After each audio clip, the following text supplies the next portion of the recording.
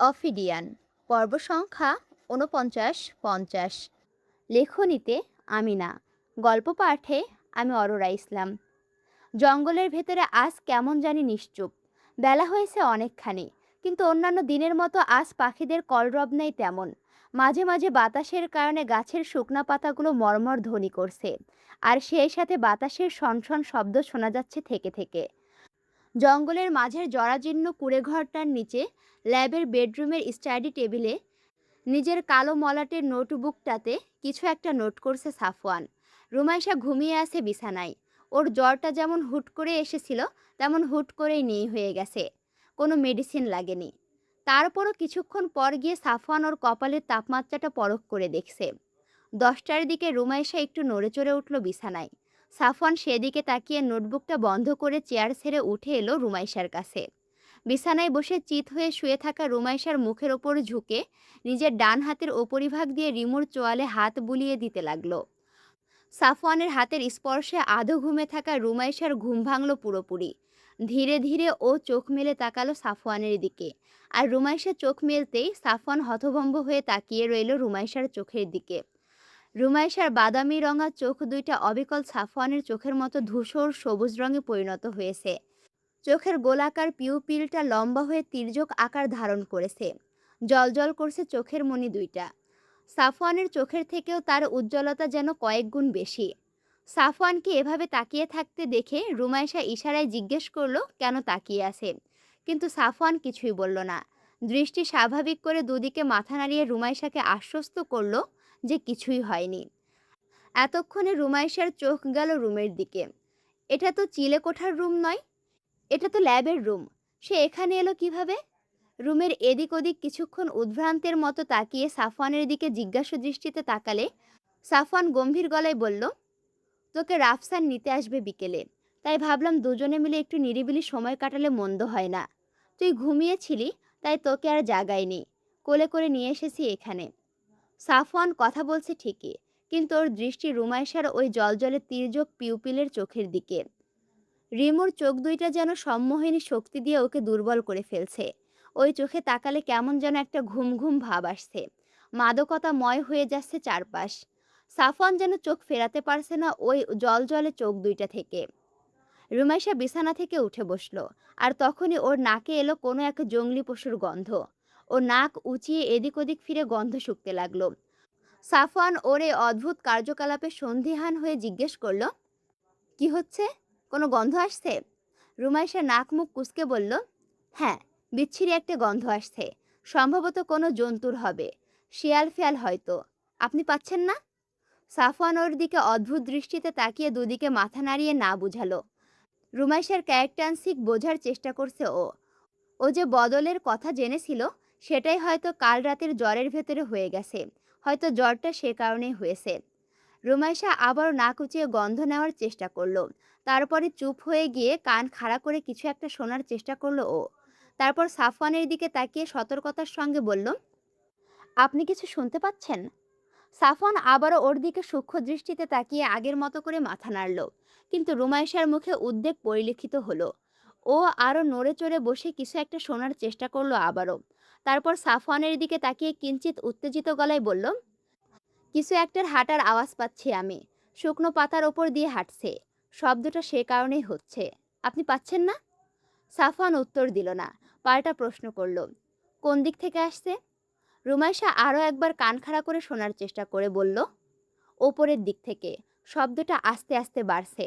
সাফওয়ান রুমাইশার দিকে আবারও কিছুক্ষণ দুর্বোধ্য দৃষ্টিতে তাকিয়ে বলল, তুই এখানেই থাক, আমি দেখে আসছি ওপরে কিছু আছে কিনা।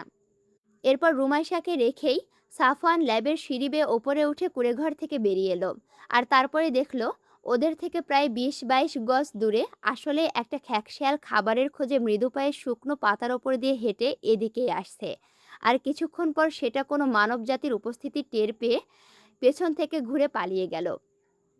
সাফওয়ান সেদিকে কিছুক্ষণ ভাবুক দৃষ্টিতে তাকিয়ে নেমে এলো আবার নিচে। আসার পরে রুমাইশা বিছানা থেকে নেমে ছুটে এলো ওর কাছে। এসে বলল, একটু আগে কিছু একটা অনেক জোরে শব্দ করে দৌড় দিয়ে চলে গেল। কোন দিকে?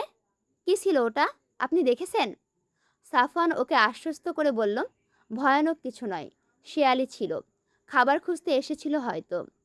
রুমাইশা নীরব হয়ে মাথা নিচের দিকে দিয়ে রইল। ওর মাথায় আসছে না যে ও শুনতে পেল, অথচ সাফওয়ান কেন শুনতে পেল না। এরপর আবারও চোখ তুলে তাকালো ও সাফওয়ানের দিকে।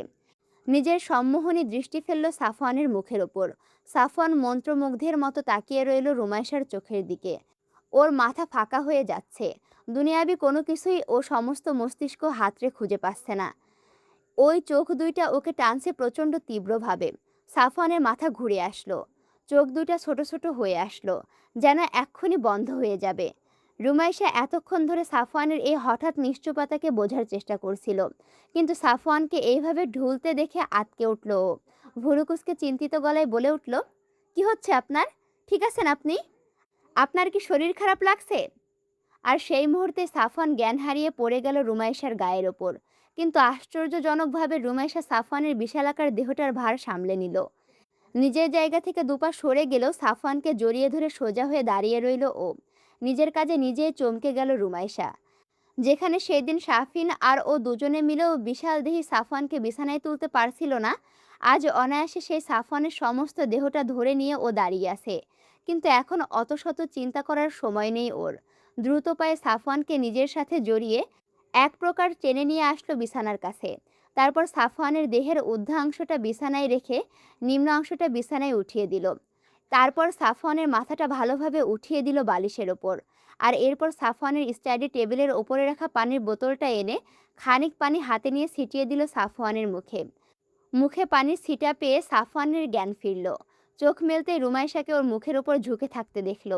রুমাইশা সাফওয়ানকে চোখ মেলতে দেখে জিজ্ঞেস করল, কি হচ্ছে আপনার? দুর্বল লাগছে? হঠাৎ করে পড়ে গেলেন আপনি? এমন তো আপনার হয় না কখনো। শাফিনকে জানাবো? আসতে বলবো? সাফওয়ান কিছু বলল না, ফোঁস করে নিঃশ্বাস ছাড়ল একটা। তারপর বিছানায় উঠে বসতে চাইল, কিন্তু রুমাইশা থামিয়ে দিয়ে বলল, উঠবেন না, শুয়ে থাকুন। আপনার খাওয়া দাওয়াতে গাফিলতি হয়েছে নিশ্চয়ই, এ কারণে এইরকম হচ্ছে। আমি শাফিনকে বলছি ফুপি আম্মুকে দিয়ে গরুর মাংস রান্না করে নিয়ে আসতে। তাহলে আপনার গায়ে আবার বল হবে। হাতির মতো একটা শরীর, হাতি বললেও ভুল হবে, ডাইনোসরের মতো শরীর। তো সে অনুযায়ী খাওয়া দাওয়া করলেই তো হয়। তা না, না খেয়ে প্রেগনেন্ট মেয়েদের মতো মাথা ঘুরে পড়ে যাচ্ছে। সাফওয়ানের দিকে আঙুল উঁচিয়ে শাসনের সুরে বলল রুমাইশা। সাফওয়ান হাসল মৃদু। তারপর রুমাইশাকে টেনে নিজের বুকের ওপরে নিয়ে বলল, তুই তো একটু ভালো ভালো রান্না করে আমাকে খাওয়াতে পারিস, সেটা না করে শুধু আমার মায়ের পেছন পেছন ঘুরিস আর এখানে ওখানে খুন্তি নাড়াস। রুমাইশা তেতে উঠে বলল, কে বলেছে আমি শুধু খুন্তি নাড়াই? আমি রান্না করি না? আমি প্রত্যেক দিন একটা না একটা কিছু রান্না করি। মোটেও আমাকে অপবাদ দিবেন না। একদম ফুপি আম্মুর কাছে গিয়ে নালিশ করে দিয়ে আসবো, তখন আপনার পিঠে তাল পড়বে, দেখে নিয়েন। সাফওয়ান হেসে উঠল। তারপর বলল, এখানে একটা কিচেন আছে, যদিও আমি ব্যবহার করেছি খুব কম। সেখানে মনে হয় মাকড়সারা সংসার পেতেছে এখন। আপনি চাইলে সেই জায়গাটা রান্নাবান্নার উপযুক্ত করে আমাকে আপনার শক্তিবর্ধক কোনো বিশেষ খাদ্য রান্না করে খাওয়াতে পারেন। এতে আমার দুর্বলতাও কাটবে, পারফরমেন্সও ভালো হবে। আপনিও আর চ্যাত করবেন না, খুশি থাকবেন। রুমাইশা লজ্জা পেল খুব। সাফওয়ানের বুকের বাম পাশে একটা কিল বসিয়ে দিয়ে বলল, অসভ্য একটা, দিনে দিনে লাজ লজ্জা সব হারাই ফেলতেছে। তারপর চোখ নামিয়ে নির্বিকার গলায় বলে উঠল, আপনার পারফরমেন্সে আমি এমনিতেই খুশি, চ্যাট আমি অন্য কারণে করতেছি। বলে সাফওয়ানের বুক থেকে উঠে গেল ও।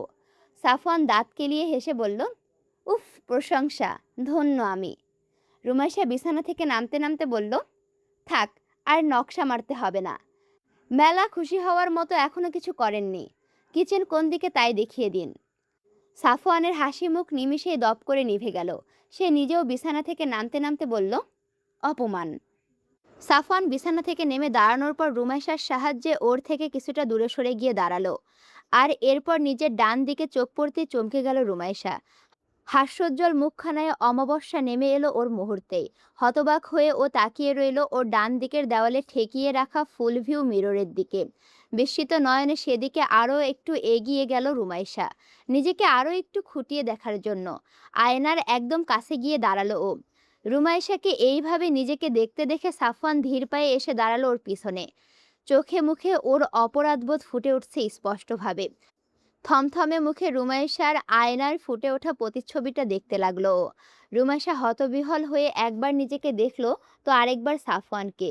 সাফওয়ান মাথা নিচু করে দাঁড়িয়ে রইল। কি বলে রিমুকে ও সান্ত্বনা দেবে সেটাও নিজেও জানে না। রিমুকে সান্ত্বনা দেওয়ার মতো মুখ নেই ওর। সেই দিন নিজের ওপর থেকে নিয়ন্ত্রণ না হারালে আজ এই দিনটা দেখতে হতো না। যা হচ্ছে সবকিছুর জন্য ও নিজেই দায়ী, সেই প্রথম থেকেই। আয়নার দিক থেকে রুমাইশা ঘুরে দাঁড়ালো সাফওয়ানের দিকে। মুখটা উঁচু করে সাফওয়ানের দিকে দেখলো ও। ওর সম্মোহনী দৃষ্টি পড়ল সাফওয়ানের মুখের ওপর। সাফওয়ান তাকাতে পারল না রুমাইশার ওই চোখের দিকে। অপরাধ বোধ সেকে ধরেছে ওকে। রিমুকে ও কি জবাব দিবে? কিন্তু সাফওয়ানকে অবাক করে দিয়ে রুমাইশা আজ অন্যান্য দিনের মতো ভেঙে পড়ল না। ওর চোখ দুইটাও আজ আর নোনা পানিতে টইটুম্বুর হলো না। পায়ের গোড়ালি উঁচু করে ওর থেকে প্রায় 1.5 ফুট অধিক উচ্চতার সাফওয়ানের কাঁধে নিজের হাত দুইটা উঠিয়ে দিয়ে সাফওয়ানের গলা জড়িয়ে ধরল ও। তারপর আদুরে গলায় বলল, আপনার গগলসের মতো একটা গগলস আমার জন্যও বানিয়ে দিন। তারপর দুজনে মিলে একই রকম গেটআপে বের হব বাইরে। কাপল ড্রেস কেমন হবে বলুন তো? কিন্তু রুমাইশার এই আদুরে কথাতে সাফওয়ানের মুখের অভিব্যক্তির কোনো পরিবর্তন হলো না। আগের চাইতে যেন আরো বেশি আধার নামলো ওর চোখে মুখে। ওর মাথার ভেতরে শুধু একটাই কথাই ঘুরছে, নিজের অভিশপ্ত জীবনে রিমুকে টেনে এনে ও চরম ভুল করেছে। সেই দিন যদি রাফসানের কথা শুনে আর না আগাতো, তাহলেই ভালো হতো। আজকে এই দিনটা আর দেখতে হতো না। সাফওয়ানের মনটা যেন ভেঙে গেল।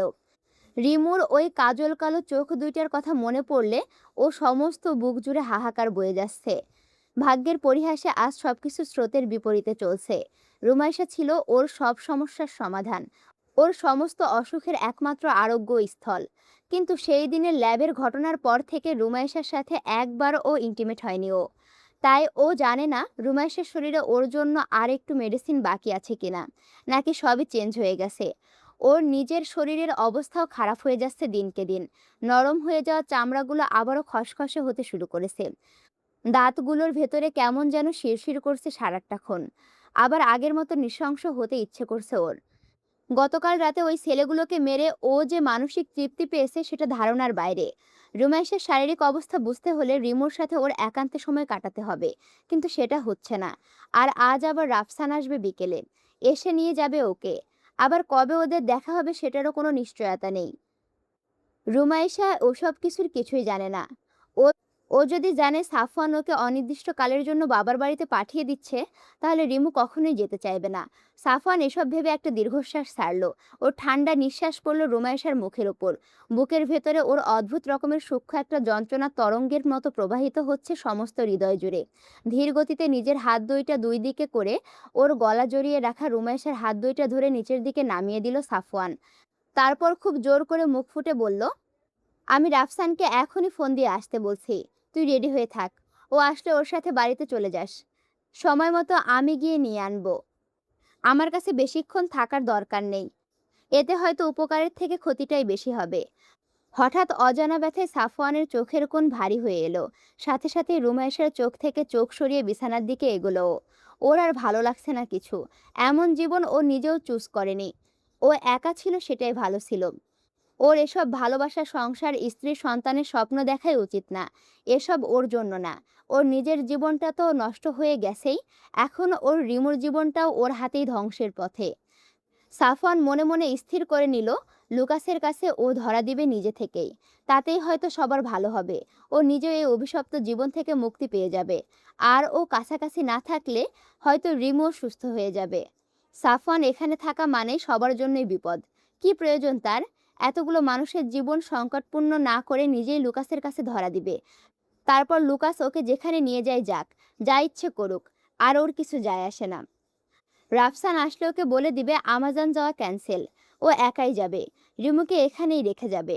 সাফওয়ানকে এইভাবে মুখ ফিরিয়ে চলে যেতে দেখে রুমাইশা বুঝলো সাফওয়ানের খারাপ লাগছে ওকে এইভাবে দেখে। কিন্তু ওর মন তো 1 মিলি সেকেন্ডের জন্য সাফওয়ানকে অপরাধী করেনি। সাফওয়ান যা করেছে সব তো ওকে বাঁচানোর তাগিদে। সাফওয়ান তো নিজের স্বার্থে কিছু করেনি। তাহলে কেন সাফওয়ান এইভাবে অপরাধীর ন্যায় চোখ নামিয়ে আছে? কেন মুখ ফিরিয়ে চলে যাচ্ছে ওর থেকে? আবার বলছে রাফসান ভাইয়াকে এখনই আসতে বলবে। কেন? এভাবে ওকে নিজের থেকে দূরে সরিয়ে দিয়ে সাফওয়ান কি ভালো থাকবে খুব? রুমাইশার নিজের অবস্থা দেখে যা হয়নি তা ওর এখন হতে শুরু করলো। ও ও ভেবেছিল ও কোনো নেগেটিভ রিয়্যাক্ট না করলে হয়তো সাফওয়ান ব্যাপারটা হালকাভাবেই নিবে। কিন্তু সাফওয়ানের এইভাবে ওর থেকে মুখ ফিরিয়ে চলে যাওয়া কোনোভাবেই মেনে নিতে পারল না রুমাইশা। চোখ দুইটা এবার সত্যি সত্যি ভরে উঠল ওর। সেই সাথে রাগ হলো প্রচণ্ড পরিমাণে। পেছন থেকে উচ্চস্বরে কান্না মিশ্রিত কণ্ঠে সাফওয়ানের উদ্দেশ্যে বলে উঠল, এইভাবে আমাকে একা করে রেখে গেলে বুঝি সব সমস্যার সমাধান হয়ে যাবে? এই জন্য বিয়ে করেছেন আপনি আমাকে? এইভাবে ফেলে দেওয়ার জন্য? আমি যেখানে আপনার সাথে প্রতিটা মুহূর্ত প্রতিটা ক্ষণ থাকতে চাই, সেখানে আপনি আমাকে ফেলে একা একা চলার পায়তারা করছেন? এই আপনার ভালোবাসা? সাফওয়ান যতটুকু গিয়েছিল সেখানেই দাঁড়িয়ে গেল। ও প্রতিউত্তরে কি বলবে ভেবে পেল না। গলা ধরে আসছে ওর। রুমাইশের সবেমাত্র কিছু সিমটমস দেখা যাচ্ছে। পরবর্তীতে আরও কি কি হবে সেটাও নিজেও জানে না। কিন্তু যদি রুমাইশার সমস্যাগুলো ওর মতোই প্রকট হয়, তাহলে সেটা খুব বড় ধরনের সমস্যা হয়ে দাঁড়াবে বাকিদের জন্য। সাফওয়ান কোন দিকে যাবে বুঝতে পারছে না। রুমাইশা যদি ওর মতোই শারীরিক মানসিক জটিলতার ভেতর দিয়ে যায় আর কোনোভাবে যদি নিজের ক্ষতি করে ফেলে, তবে ও নিজেকে কখনোই ক্ষমা করতে পারবে না। মরে গিয়েও শান্তি পাবে না ও। কি করবে এখনো? সাফওয়ানকে এইভাবে চুপচাপ দাঁড়িয়ে থাকতে দেখে পেছন থেকে রুমাইশা ছুটে এলো এক প্রকার। সোজা হয়ে দাঁড়ানো বিশাল দেহি সাফওয়ানের শক্ত পেশিবহুল পিঠের সাথে নিজেকে লেপ্টে জড়িয়ে ধরল পেছন থেকে। তারপর নাক টেনে বলল, আপনার কোনো দোষ নেই সাফওয়ান। নিজেকে দায়ী ভাবা বন্ধ করুন। আপনি যা করেছেন আমার জীবন বাঁচানোর জন্যই। আপনার তো অন্য কোনো ইন্টেনশন ছিল না। এইভাবে আমার থেকে মুখ ফিরিয়ে নিবেন না। আপনি এরকম করলে আমি কিভাবে থাকবো বলুন? আপনাকে ছাড়া আমি কিছুই ভাবতে পারি না। আপনার ওই বিশাল বুকটার ওপর মাথা না রাখলে আমার ঘুম আসে না। আপনার গায়ের গন্ধ না পেলে আমি শান্তি পাই না। আপনার শরীরের সান্নিধ্য না পেলে আমার প্রাণটা ছটফট করে। আর সে আপনি আমাকে এইভাবে দূরে সরিয়ে দিতে চাচ্ছেন? আপনার কি একটুও কষ্ট হচ্ছে না? একটুও কি আমার জন্য মন পুড়ছে না? আ আমার এই অসহায় অবস্থায় আপনি কিভাবে আমাকে দূরে সরিয়ে দিতে চাচ্ছেন? আপনি যদি এমন করেন, তো আমি কোথায় যাব? আপনিই তো বলেছিলেন, এ পৃথিবীতে যদি কেউ আমার সবচেয়ে বিশ্বাসযোগ্য কেউ থেকে থাকে, তবে সেটা আপনি। তাহলে আপনি কেন এমন করছেন? কেন বলুন? ডুকরে কেঁদে উঠল রুমাইশা। ফুঁপিয়ে কাঁদতে লাগলো ও। সাফওয়ানের পিঠের ওপরের আন্ডার শার্টটার কিছু অংশ ভিজে উঠল ওর চোখের পানিতে। সাফওয়ান দাঁড়িয়ে রইল স্থির হয়ে। ও দোটানায় আছে এখন। ওর রিমুকে নিয়ে ও কি করবে বুঝতে পারছে না এখন। ও যদি লুকাসের কাছে নিজেকে ধরা দেয়, তাহলে ওর রিমুর কি হবে? ও তো একা হয়ে যাবে। কাউকে পাশে পাবে না ও। কেউ চাইবে না এমন জংলি কারো দায়িত্ব নিতে। ও নিজে ভুক্তভোগী। ও জানে এমন জীবনের পরিণতি কতটা ভয়াবহ, কতটা সাফার করতে হয়েছে ওকে এই জীবনের জন্য। সেটা ও আর ওর উপরওয়ালা ছাড়া আর কেউ জানে না। কিছুক্ষণ পর রুমাইশা কান্না থামালো। নিজের চোখ মুছে নিল হাত দিয়ে। তারপর আবার নাক টেনে বলল, কোথাও যাব না আমি। আমি আপনার সাথে থাকবো। তাই আমার যা হয় হবে। আপনাকে ছেড়ে আমি এক পাও এগোবো না। আপনি যা ইচ্ছা করতে পারেন। আমি এখান থেকে কোথাও যাচ্ছি না। আমি এক্ষুনি রাফসান ভাইয়াকে ফোন দিয়ে বলে দিব যেন আমাকে নিতে না আসে। আমি যাব না ও বাড়িতে। আপনি যেখানে যাবেন আমিও সেখানে যাব আপনার পেছন পেছন। আপনার কোনো কথা শুনবো না। দুপুরবেলা ইশতিয়াক বাড়িতে চলে আসলেন আজ। অফিসের কাজগুলো দ্রুত শেষ হয়ে যাওয়ায় বস সবাইকে ছুটি দিয়ে দিয়েছেন। বাইরের পোশাক পাল্টে হলরুমের সোফায় গায়ে এলিয়ে বসলেন তিনি। রুনিয়া রান্নাঘর থেকে ইশতিয়াকের জন্য খাবার গরম করে টেবিলে সাজাচ্ছেন। সাফওয়ান আর রুমাইশা বাড়িতে নেই। সকালে ঘুম থেকে ওঠার পর নিজের ফোনে সাফওয়ানের মেসেজ পেয়েছেন তিনি যে ওরা একটু বেরোচ্ছে। কখন আসবে, আদৌ আজ ফিরবে কিনা, সেসব কিছুই জানায়নি ওরা। খাবার টেবিলে খাবার গোছাতে গোছাতে সাফিনকে ডাকলেন তিনি। ওর পরীক্ষার আর মাত্র 15 দিন বাকি আছে। ধুমসে পড়াশোনা করছে ও। ঘর থেকে বেরোচ্ছে না। মায়ের ডাক শুনে পড়া রেখে বাইরে এলো ও। ইশতিয়াক আহমেদ টিভি ছাড়লেন। সকালবেলা তাড়াহুড়োর জন্য নিউজ দেখতে পারেননি। তাই তাই এখন টিভি ছেড়ে সব চ্যানেলে একটু একটু করে ঢু মারবেন তিনি। কিন্তু টিভি ছেড়েই তিনি হতবাক হয়ে গেলেন। প্রতিটা চ্যানেলেই একই সংবাদ। ঝিকরগাছা ছাড়িয়ে পূবালির জঙ্গলের ভেতরে পাওয়া গেছে প্রায় 20খানা লাশ, যাদের অধিকাংশের শরীরটাই আস্ত নেই। নাড়ি ভুঁড়ি ছিঁড়ে এদিক ওদিক হয়ে আছে। কারো কারো শরীরের কোনো কোনো অংশ পাওয়া যাচ্ছে না। সেগুলো পুরোপুরি মিসিং। যারা খুন করেছে তারা এদেরকে গাড়ির চাকায় পিষ্ট করে দিয়ে গেছে। আর সবথেকে গুরুতর বিষয় হচ্ছে, খুনগুলোকে কে বা কারা করেছে, কিভাবে করেছে সেসব কিছুই বোঝা যাচ্ছে না। সেখানে কয়েকটা ছুরি, চাকু আর কতগুলো হকস্টিক পাওয়া গেছে। কিন্তু বৃষ্টির কারণে সবগুলোর হাতের ছাপই গায়েব। পিচ ঝাড়া রাস্তা হয় কারো পায়ের, কারো জুতা, গাড়ির চাকার, এমনকি অন্য কোনো কিছুর চিহ্ন নেই। রক্তগুলো বৃষ্টির তোড়ে ভেসে গিয়ে আশেপাশে গাছপালার গোড়ায় গোড়ায় জমে আছে। ইশতিয়াক আহমেদ হা হয়ে তাকিয়ে রইলেন টিভির দিকে। ডাইনিং টেবিল থেকে রুনিয়া আর শাফিন দুজনেই নিজেদের কাজ বাদ দিয়ে টিভির দিকে তাকিয়ে রইল। গা শিউরে উঠল রুনিয়ার। নিউজে মঈনুদ্দিন সহ আরও বেশ কয়েকজনের ফটোগ্রাফ দেখানো হচ্ছে। শাফিন মঈনুদ্দিনকে দেখেই বলে উঠল, আরে, একে তো আমি চিনি, খড়কির ওইদিকে বাসা, সারা এলাকায় মাস্তানি করে বেড়াতো, এ আর এর ভাই, একে কে মারলো? ইশতিয়াক শাফিনের কথায় কান দিলেন না। তার সমস্ত মনোযোগ এখন টিভির স্ক্রিনে। ইশতিয়াকের থেকে আশানুরূপ মনোযোগ না পেয়ে শাফিন এবার বিড়বিড় করে বলতে লাগলো, শালাটা মরেছে, সাথে চেলাবেলা গুলারে নিয়েও মরেছে। কি দাপটটাই না দেখাতো! যে ওকে মেরেছে তার বুকের পাটা আছে বলতে হবে, কিন্তু এই অসাধ্য সাধন করলো কে? তার চেহারাটা দেখতে পেলে আমি একটা চুম্মা খাইতাম। রুনিয়া শাফিনকে ফিসফিস করতে দেখে ইশারায় চুপ থাকতে বলল। ইশতিয়াকের মতো তিনিও বেশ মনোযোগ দিয়ে দেখছেন। চোখ বড় বড় করে তাকিয়ে আছে রুনিয়া। এমন নৃশংসভাবে যে কেউ হত্যা করতে পারে তা ধারণারও বাইরে। লাশগুলোর বর্ণনা শুনলে ওনার গায়ের পশম খাড়া হয়ে যাচ্ছে। খুনগুলো যে করেছে তার কি একটুও হাত কাঁপেনি? আচ্ছা, এবার দৃশ্যপট আসলো সাফওয়ান আর রুমাইশার কাছে, অর্থাৎ ল্যাবের ভেতরে, বুঝছো? ল্যাবের ভেতরকার রুমে সাদা জমিনের ওপর গাঢ় নীল রঙা কুচি ফুলের ছাপার বিছানার ওপর রুমাইশাকে জড়িয়ে শুয়ে আছে সাফওয়ান। আর ওর বুকের ভেতর গুটিসুটি মেরে শুয়ে বুকের পশমগুলো আঙুলে জড়িয়ে টানাটানি করছে রুমাইশা। কয়েক ঘন্টা আগের সেই কষ্টমাখা মুহূর্তগুলোর সমাধান হিসাবে আর কোনো উপায় দেখেনি রুমাইশা। শেষ পর্যন্ত সিদ্ধান্ত হয়েছে আজকের দিনটাও রুমাইশা এখানেই থাকবে। রাফসানকে ইতিমধ্যেই ফোন দিয়ে আসতে মানা করা হয়ে গেছে ওর। আর সাফওয়ানকে শর্ত দেওয়া হয়েছে, সাফওয়ান মোটেও কোনো রকমের মন খারাপ করবে না। ও যেখানেই যাবে ওর রিমুকে ওর সাথেই নিয়ে সেখানেই যেতে হবে। রুমাইশার এই অবস্থার জন্য মোটেও নিজেকে দায়ী ভাবা যাবে না। আর আগের থেকেও বেশি বেশি রুমাইশাকে ভালোবাসতে হবে। অকারণে ধমকানো যাবে না, রাগ অভিমানের গুরুত্ব দিতে হবে। সাফওয়ান ও রিমুর আদরের লোভে সব শর্ত মেনে নিয়েছে। এটা ছাড়া ওর কাছে আর এমনিতেও কোনো অপশন নেই। কারণ রুমাইশার এই কন্ডিশনে ওকে এখানে একা ফেলে যাওয়া মানে মৃত্যুর মুখে ফেলে যাওয়া ছাড়া আর কিছুই না। আরও কিছুক্ষণ একে অপরের সাথে লেপ্টে শুয়ে থেকে রুমাইশা বলল, কিচেন তো দেখিয়ে দিলেন না, আপনার শক্তিবর্ধক খাদ্য রান্না করব কিভাবে? সাফওয়ান চোখ বুজে রুমাইশার চুলের ভেতরে মুখ ডুবিয়েছিল। রুমাইশার কথায় হাসলো। তারপর বলল, দেখাবো, ওঠ আমার ওপর থেকে। রুমাইশা চেতে উঠে বলল, চোখে দেখেন না নাকি আমি আপনার পাশে শুয়ে আছি, আপনার ওপরে না, কানা কোথাকার? বলে সাফওয়ানের আলিঙ্গনের ভেতর থেকে নিজেকে ছাড়িয়ে নিয়ে উঠে বসলো। এমন আরামদায়ক শোয়ার পজিশনের ব্যাঘাত ঘটায় সাফওয়ান সেই আকারে বিরক্তি হলো। ভুরুকুসকে বলল, দুমদাম করে উঠে যাবি না, ওঠার আগে আমার অনুমতি নিবি, আমি অনুমতি দিলে তবে উঠবি। রুমাইশা ওকে এমন লুক দিল যাতে মনে হলো ওই চোখ দুইটা বলছেন, আহ, অটোম্যান সাম্রাজ্যের সুলতান সুলেইমান আইছে, অনুমতি ছাড়া উঠা যাবে না, কত ঢং। তারপর মুখ ভেঙচিয়ে বলল, আপনি যা বলবেন জাহাপনা, আপনার দাসী সদা প্রস্তুত। তারপর মুখ বেঁকিয়ে সাফওয়ানের থেকে চোখ ফিরিয়ে বিছানা থেকে নেমে গেল ও। এরপর বলল, কিচেন দেখিয়ে দিয়ে গরুর মাংস নিয়ে আসবেন, একদম তাজা তাজা। মশলাপাতি কিছু আছে নাকি? সাফওয়ানের দিকে আবারও ফিরে প্রশ্ন করল রুমাইশা। সাফওয়ান ইশারায় বুঝালো সব আছে। উত্তর পেয়ে রুমাইশা সাফওয়ানকে টেনে উঠালো বিছানা থেকে। সাফওয়ান উঠে ওর রুমের কাবার্ডের দরজা খুলল। তারপর জামা কাপড়গুলো দুপাশে সরিয়ে দিয়ে কাবার্ডের মাঝখানে চাপ দিতে শব্দ করে কাবার্ডের পেছন দিকটা দেওয়ালের বাম দিকে সরে গেল। আর সেখানে দেখা গেল সাদার ওপর সোনালি রঙা টাইলসের রান্নাঘর।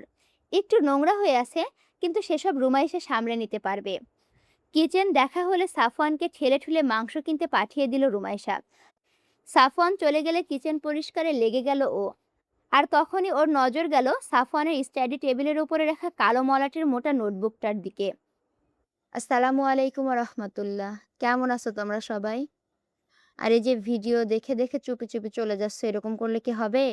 ভিডিওতে বেশি বেশি করে লাইক কমেন্ট শেয়ার করো। আর এখনো যদি আমার চ্যানেলটি সাবস্ক্রাইব করে না থাকো, অবশ্যই সাবস্ক্রাইব করে পাশে থাকো। আর এখানে তোমরা যারা এসএসসি পরীক্ষার্থী আছো তাদের জন্য অনেক অনেক দোয়া এবং শুভকামনা। তোমরা অনেক ভালো করে পরীক্ষা দাও। আর আমার একটা রিকোয়েস্ট থাকবে, তোমরা এই সময়টাতে অন্তত ভিডিও দেখো না। ভিডিও তো আর শেষ হয়ে যাচ্ছে না, তাই না বলো? ভিডিও তো YouTube এ থেকে যাচ্ছে। কিন্তু তোমরা এখন যে সময়ে দাঁড়ায় আছো, এই সময়টা কিন্তু আর কখনো ফিরে পাবা না। তাই এই সময়টা এখন এসবে নষ্ট করো না। আমাদের আবার দেখা হবে, আবার নতুন উপন্যাস পড়া হবে, আবার অনেক পথ চলা হবে একসাথে। কিন্তু এর মাঝে তোমার যদি জীবনের ১ম ধাপেই যদি তুমি মনে করো পড়ে যাও, তখন কিন্তু এইটা আর উঠতে পারবা না। উঠতে পারলেও মনে করো অনেক বাধাগ্রস্ত হবা।